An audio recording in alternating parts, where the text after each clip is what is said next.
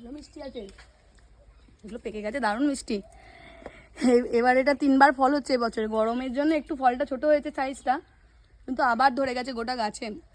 মালবেরিগুলো পাকতেও শুরু করে দিয়েছে, যেগুলো পেকে গেছে খুব মিষ্টি, দারুণ মিষ্টি। মালবেরির নিয়ম হচ্ছে এরকম কালো হয়ে গেলে পরে ফলটা অসাধারণ, এই কালারটা হয়ে গেলে পরে খুব ফলটা মিষ্টি, দারুণ মিষ্টি।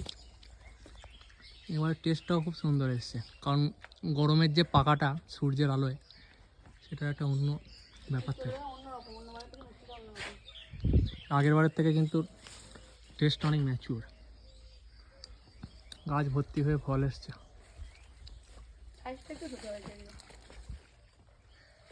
শীতের সাইজটা বেশ বড় হয়েছিল। শীতের সাইজটা একটু রসালো ছিল, রসালো একটু বড় হয়েছিল, লম্বা হয়েছিল। এটা